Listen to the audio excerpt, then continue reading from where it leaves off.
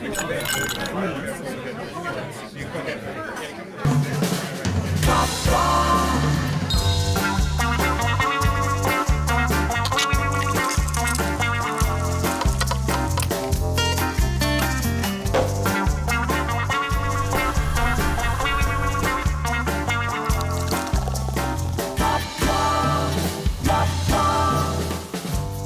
à Mons que Jean-Pierre Marielle m'avait donné rendez-vous. Mons où, à l'occasion du film d'amour, le comédien était venu présenter Rondo du réalisateur belge Olivier Van Maldergem. Un film qui, en réalité, ne sortira que cet été. C'est donc juste pour le plaisir que l'acteur culte m'a offert cette rencontre, un moment savoureux, hors du temps. Vous êtes un gourmand, vous aimez la table, vous aimez... Oui, mais c'est pas ma folie, quoi. Non, voilà, c'est ça. Bah, j'aime bien manger de bonnes choses, mais je ne ferai pas 100 km pour me faire un bon gueuleton. Ça ne me viendrait même pas l'idée. Oui, c'est pas comme votre ami Carmet, Jean Carmet, qui lui aurait fait 400 km dans la nuit pour un bon resto. Il était comme ça quand même. Sur les tournages, parfois, c'est lui qui amenait le pinard pour... Ah, il amenait du bon vin, oui, bien sûr. Il avait une belle cave. Et puis, il aimait la bonne chair, oui, mais avec élégance. C'était un gourmet, c'était pas un bouffeur. Non, c'est ça. Ouais. Voilà. Il y a une grande différence. Bonsoir, monsieur. Oui. Je m'excuse de vous déranger, je suis venu voir si je pouvais vous aider pour votre commande. Voilà, oui, je pense qu'on a choisi. Qu'est-ce que vous avez choisi un petit risotto, c'est ça Un risotto, oui, avec une poêlée de langoustine, des gambas, un peu de scampi et un demi-mois rôti à la fleur de thym, si ça peut vous faire plaisir. Parfait, ça. Voilà. Je vais vous faire ça de suite. Et un petit coup de vin rouge. Voilà. Et un peu d'eau aussi, enfin pour moi en tout cas. Il arrive de suite, du vin rouge. Hein. D'accord. C'est quoi votre vin rouge? Oh, mon patron va vous amener une sélection qu'il a fait. Nous avons des vins italiens, des vins français. Vin tout simple. Hein. Oui, ok, d'accord, ce sera fait. Pas de Bordeaux. Hein. Je suis pas malade. C'est comme ça, on dit en Bourgogne. C'est vrai? Oui, oui. Tiens, je vais te faire goûter un Bordeaux. Un quoi? Je vais te faire goûter un Bordeaux que j'ai à la cave, un vieux Bordeaux. Du Bordeaux? Mais je ne suis pas malade. Oui, il y a toujours ce... Ah oui, mais ça c'est rigolo. Ce clivage. Mais vous, justement, puisque grand-père vigneron, alors je pense qu'on buvait du bon vin à la maison. Ah oui, toujours d'ailleurs. J'ai une très belle cave en Bourgogne. Vous n'êtes pas du genre à les thésauriser, à les faire dormir? Oh, non. Moi je bois très... comme ça, avec plaisir, mais je veux dire, c'est pas ma folie. Ouais. C'est vrai que je suis toujours étonné quand des gens me disent, enfin des gens connus qui ont une longue carrière, me disent « Ah, moi j'ai une cave de 1500 bouteilles, etc. » Je me dis « Mais quand est-ce qu'ils vont les boire, au fond? Qu'est-ce que c'est... » Ah, mais ça, c'est des collections. C'est comme les gens qui achètent des livres et qui ne les lisent jamais. Qui ont des bibliothèques extraordinaires et qui n'ont jamais lu un bouquin. Oui, c'est vrai. Oui, c'est avec des belles reliures. Ça existe. Oui, oui. Excusez-moi de vous interrompre, je vous ai prévu donc avec ce que vous allez manger un vin toscan qui est un Cupinero, c'est un 100% Merlot, Formidable. 2 fois meilleur Merlot d'Italie. Ah, merveilleux. Ah, on va goûter ça. Un peu plus parce que je ne peux pas goûter du vin quand c'est comme ça. Voilà. Vous avez raison. Pas de mesquinerie.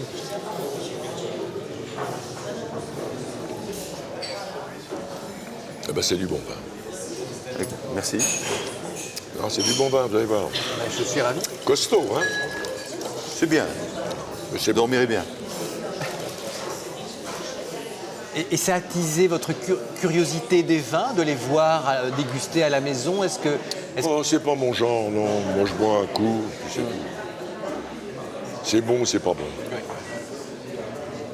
Je regarde même pas les étiquettes, les trucs, tout ça.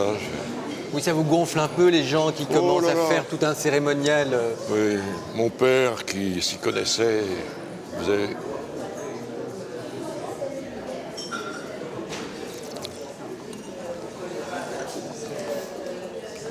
Ça va. Voilà, ça s'arrête là. C'est pas la peine de faire Tout un truc, mon père il disait ça va. Ça va, oui. Alors, le chef vous a préparé une on a petite des mise en bouche. petites mises en bouche. Regardez comme on est gâté. Non, petit conchiglione farci alla ricotta et une bruschetta au saumon maison, s'il vous plaît. Ah bah c'est super ça. Je vous mets votre petite Ah, assiette ça, oui, alors. merveille. Et c'est marrant parce que vous aviez, je pense, un des professeurs qui a été déterminant pour votre carrière, Monsieur Jacques, qui avait un restaurant, ce qui est assez particulier. La potée bourguignonne, agrégé de lettres. Il faisait ça en plus de ses cours. Oui, mais sa femme aussi, qui tenait le restaurant. Et lui, il était en cuisine.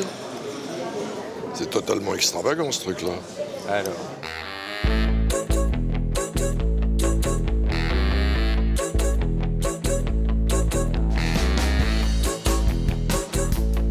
Quand voilà, vous choisissez d'accepter un rôle comme celui d'Abraham que vous jouez dans ce film Rondo, le long-métrage d'Olivier Maldergem, est-ce que, voilà, c'est le thème au départ de ce grand-père juif qui va essayer d'accueillir son petit-fils en pleine guerre, évidemment, antisémitisme, chasse aux juifs.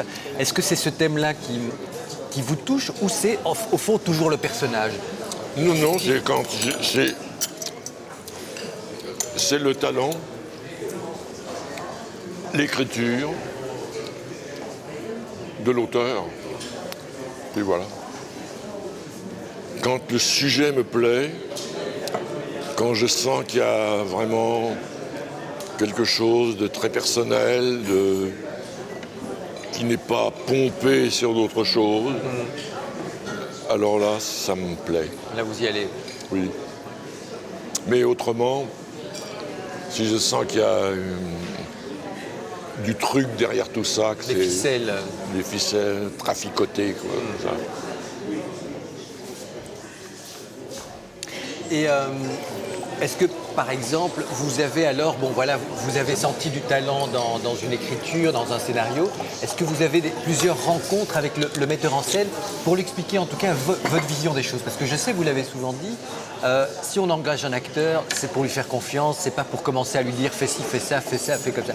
Est-ce que ça vous l'expliquez Oh non, avant non, de mais moi, commencer si un on me film dit fais ci, fais ça, je m'en vais. Hein. Oui, c'est ça, mais voilà. Ah non. À quoi ça rime, ça? On tourne et puis voilà. Mais même quand j'étais jeune comédien, quand on commençait à me faire un discours et à m'expliquer comment il fallait jouer le rôle, moi je me cassais. Ouais. Bah non, c'est pas la peine. Ouais. Non, mais je comprends. Bah non. Mais ça doit perturber certains metteurs en scène. Bah non, bah jouer le rôle. Oui. Moi je l'ai dit ça une fois. Ouais. Écoutez, vous m'expliquez tout ça, je crois que vous avez possédé parfaitement votre sujet, alors jouez le rôle, moi je me casse. Et vous êtes vraiment cassé? Bon, oui. Vous avez dit un jour que finalement, quand on est comédien, c'est parce qu'on est appelé par la nostalgie de vie qu'on n'a pas eue. Alors Peut-être. Mais qu'est-ce que vous vouliez dire par là? Est-ce que il y a vraiment un manque d'autres vies ou c'est juste un jeu de rôle? Non, c'est tout à coup une sorte de fuite dans un inconnu qu'on ne connaîtra pas, quoi. C'est ça qui est bien. Mais je suis nostalgique. Oui. Oui. De vie que j'aurais pu avoir, que je n'ai pas eues, de rencontres, Je vis assez avec ça. Vous êtes un solitaire, en fait? Ah non, j'ai plein d'amis, j'aime beaucoup le monde, les rencontres et tout ça. Mais quand tout à coup je sens que ça ne va pas, je casse. On parlait de ce monsieur Jacques, ce professeur de lettres. C'est quand même lui qui est à l'origine finalement de votre carrière, parce que la comédie, c'est pas quelque chose que vous rêviez depuis enfant. Ah, pas du tout. Il m'a distribué dans l'Ours de Tchekhov, Au lycée, enfin, oui. au lycée. Et voilà. Et c'est venu comme ça. Et je ne serais pas devenu acteur, peut-être. Oui, parce que vous vouliez faire des études de lettres, enfin, en tout cas, vous vouliez faire... Ah oui, ça me plaisait, oui. Vous savez pourquoi? Il y avait les taupins. Vous savez ce que c'est, les taupins? Bon, et les cagneux. Oui, les cagneux, hippocagne, cagne, etc. Voilà. Oui, oui. Et les taupins, c'était les maths et tout ça. Ça. Voilà. Et les taupins, ils étaient comme ça. Et les cagneux, ils étaient décoiffés. Je me suis dit, je me sentirais bien à l'aise là-dedans. Oui, c'est ça. Voilà, c'est comme ça que c'est. Oui, c'est des trucs d'enfance, quoi. Oui, mais parce que vous sentiez, oui, c'est ça, Je me sentais plus proche. Vous savez ce qu'il avait senti en vous, ce prof, pour vous dire, mais non, fais pas ça, va au conservatoire, et c'est là ta place. Lui a dû, parce que donc il a senti quoi, un talent dans cette pièce de Tchekhov? Probablement, oui. Alors, je me suis présenté au centre de la rue Blanche, j'ai été pris élève. Après, je me suis présenté au conservatoire, je suis rentré directement, élève tout de suite. Et j'ai commencé à jouer immédiatement.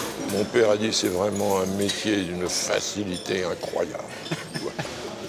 Il était d'accord avec ce choix finalement, parce que... Oh, mais mon père n'était pas un homme qui... Il y avait une certaine poésie chez mon père. Il jouait très bien du piano, ma mère chantait. Je pense qu'il avait peut-être rêvé d'une carrière artistique, c'est bien possible. C'est bien possible. Vous l'avez dit un jour, c'est quelqu'un qui avait de la classe. Mon père? Oui. Ah oui, beaucoup de classe. C'est un homme qui avait de la classe. Mes grands-parents aussi. Ouais. Et votre père, il était fidèle à son tailleur londonien pendant très longtemps, quoi, toute sa vie. Toute sa vie. Ouais. Parce qu'il avait été faire ses études, enfin en tout cas il avait... En Angleterre. Ouais. Il parlait l'anglais couramment. Et quand ma mère nous a quittés, il a vécu avec une Anglaise.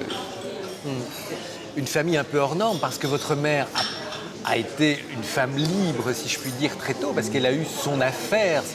Elle avait une petite entreprise de lingerie. Et comment? Oui, elle avait 30 ouvrières, c'est ça? Oui. Ma mère était très brillante. Elle était épatante. Mais sa mère, déjà, était quelqu'un d'aussi fort. C'était, je pense, votre grand-mère maternelle, la seule lettrée du village. Oui, ma grand-mère maternelle avait son brevet élémentaire. À l'époque, c'était... Donc, elle s'occupait de plein de choses. Elle écrivait... Elle était totalement anticléricale et le curé était toujours fourré à la maison. Ah oui, c'est rigolo. Non? Elle vous faisait réciter vos prières aussi, je pense. En même temps, oui. Et je me rappelle, je faisais, mais votre Père qui est aux cieux, que votre nom soit sanctifié, que votre règne arrive, que votre sainte volonté soit faite. Vous voyez? Sur la terre comme au ciel, donnez-nous aujourd'hui notre pain quotidien. Ah oui, c'est ma grand-mère qui m'a appris ça. Mais elle n'allait jamais à l'église, Jamais. Et vous tenez d'elle? Vous avez ce côté anticlérical ou pas du tout? Oh, je suis anti-rien. Anti-rien. Anti-con. Oui, ça, j'ai cru comprendre. J'espère que c'est pas un dîner de cons ce soir. Pas du tout.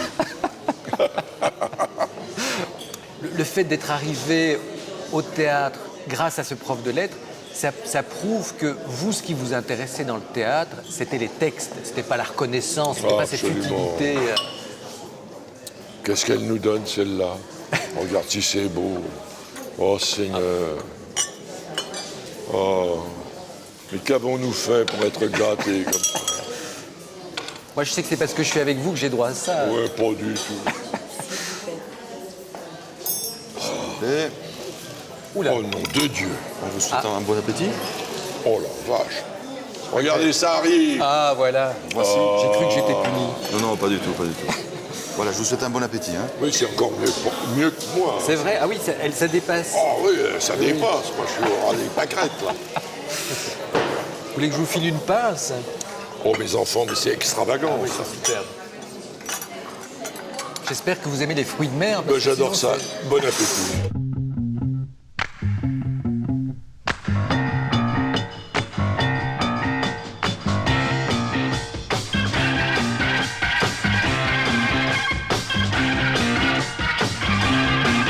Les grands auteurs, c'est au pensionnat que vous les avez finalement le plus fréquentés. Parce que c'est assez bizarre, vous aviez demandé d'aller au pensionnat, je crois, parce que vous vous sentiez un peu seul à la maison, vos parents travaillaient un peu trop, c'est ça? Oui.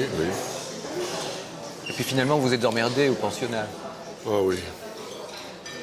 Vraiment, oui. Mais c'est pas mal de s'emmerder. Parce que il y a plein de choses qui surgissent quand on s'emmerde. Dans la tête, vous voulez dire? Oui. Des désirs. Les fantasmes. Oui, mais quand on est trop gâté par la vie, on n'a plus... On se laisse porter. Mais quand on est un peu abandonné, c'est là où il se passe des choses.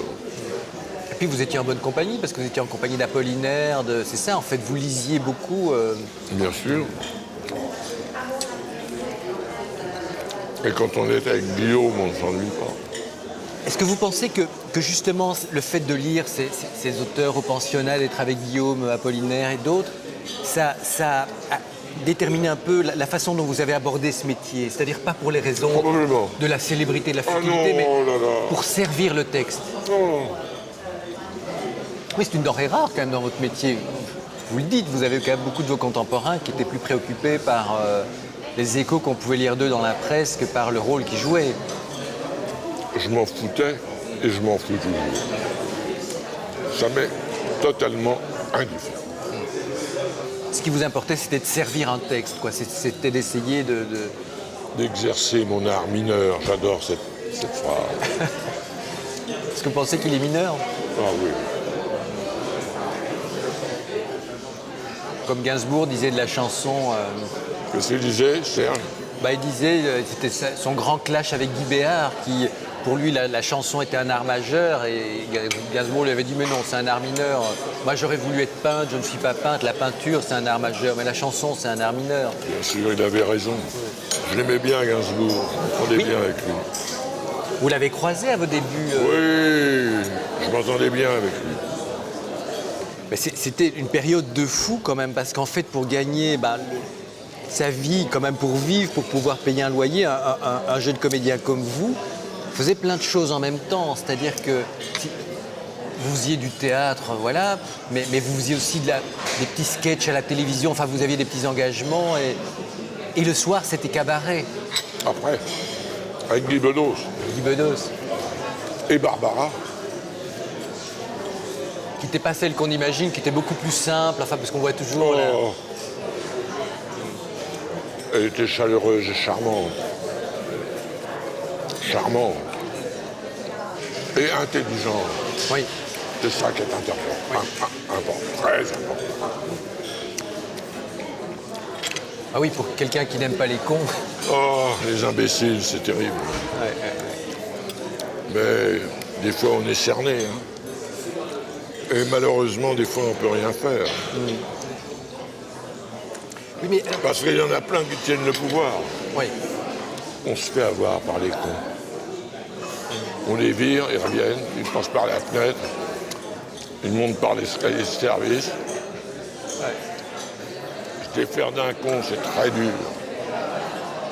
Ce qui est intéressant aussi dans les chemins que vous avez empruntés, c'est que au milieu des années 60, Oui. vous et d'autres étiez très férus de textes d'auteurs qui, à l'époque, comme Pinter, comme Beckett, etc., qui n'étaient peut-être pas suffisamment joués à l'époque. Et vous avez créé, je pense, une troupe au Théâtre Antoine. Oui, avec Delphine Seyrig, Samy Frey. Beau souvenir, ça. Ah oui. Oui, ça a été un moment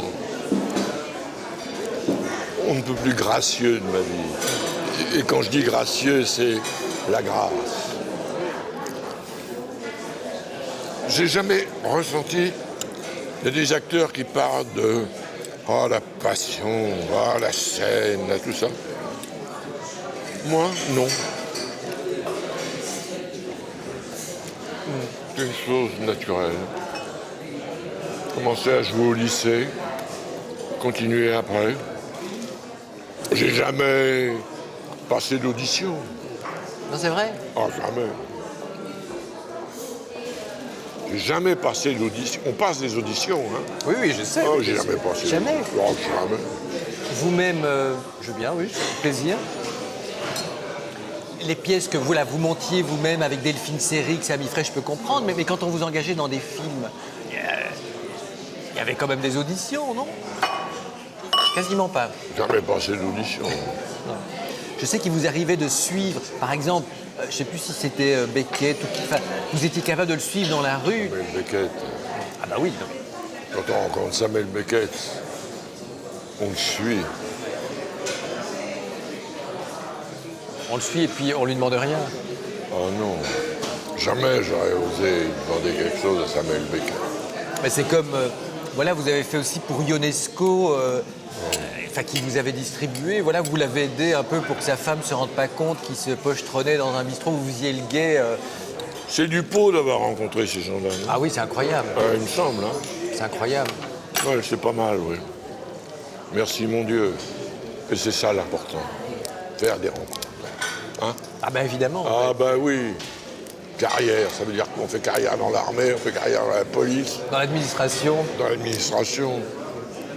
Mais on ne fait pas carrière dans notre métier. On fait des rencontres.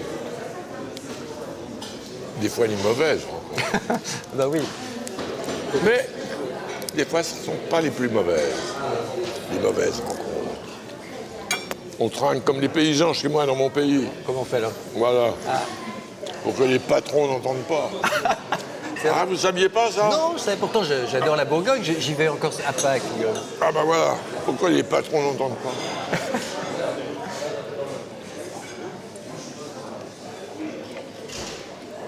Vous êtes d'où, vous? De Bruxelles. J'adore la Belgique. Je ne sais pas, je me sens bien en Belgique. Je pourrais vivre en Belgique. C'est vrai? Oui. Non, mais je veux dire, c'est agréable. Quoi. Oh, vous voulez pas me laisser? J'en mets 9. Oh, c'est dommage, j'aimais bien. Elle a une bonne odeur. Mais ce qui, je trouve, est vraiment touchant dans ce qui était votre vie, c'est que les amis que vous vous êtes fait très jeune au conservatoire, vous les avez toujours. Alors, tout le monde vous associe toujours à Jean Rochefort, mais Jean-Paul Belmondo, j'ai l'impression que c'était quelque chose, peut-être, je sais pas, on va pas qualifier les amitiés, mais c'était. Bruno Kremer, Rochefort, Belmondo, puis tout ça, mais ça, c'est ma famille. Mais Belmondo, c'est quelqu'un que vous avez toujours vu, et c'est vrai que ce que vous avez toujours apprécié chez lui, c'est qu'au fond, la notoriété ne l'a jamais changé. C'est ce que vous dites. Pas jamais. Quand on a la classe, et il a la classe. Si la notoriété vous change, ça veut dire qu'on est un bon à rien, à jeter. Ah oui, mais tous mes amis, j'ai eu de la chance, vous savez, j'ai des amis magnifiques. On se voit, mais plusieurs fois dans l'année, on dîne ensemble, on se voit, on se donne rendez-vous. On ne s'est jamais quitté. C'est heureux, ça. Mais oui, c'est génial. Je trouve que c'est. C'est heureux.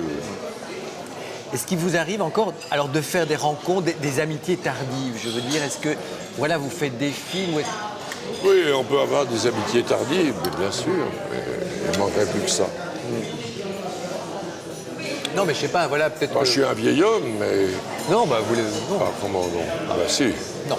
Mais ça me plairait d'avoir une amitié tardive. Avec, oui, je sais pas, jeune comédien ou jeune acteur ou. Ou vieil acteur. Oui, voilà. Ou vieille comédienne. Et puis j'ai la chance de vivre avec une femme que j'aime et avec qui je m'entends merveilleusement. C'est ma vie. C'est génial, ça fait. C'est pas mal. Vous êtes un homme heureux, alors, au fond. Oui, Ouais. oui. Ça va. Ça va. J'aime bien cette expression. Ça va. Ça va. On va prendre un petit dessert léger. Vous voulez un petit dessert? Oh bah et vous? Ah ben moi, je serais ravi. Ah bah moi aussi. Bon, on va demander un petit dessert. On va demander un petit dessert. C'est C'est compris dans le menu voyageur. Un petit dessert, alors. Alors, la spécialité du chef. Oui, c'est un- compris dans le menu voyageur. Ben, évidemment. Chic, bon et pas cher. En fait, On a peut... bien dîné. Hein. Ah oui, Ah ben, merci. On peut vous proposer un sabayon au champagne si vous aimez. moi ça me paraît bien. Une petite boule de glace vanille, Oui. fait minute. Et on nous porte dans notre chambre. Ah, si vous souhaitez. Il y a ok. des porteurs, Évidemment, on a tout ce qu'il faut. des porteuses. On peut avoir également. Mais avec quoi ça aussi? Moi je prends le sabayon, samedi le sabayon. Oui. Ah, vous êtes d'accord, c'est le mieux. Hein. Avec plaisir. C'est le grand moment. C'est un très grand moment. Allons-y pour le grand moment.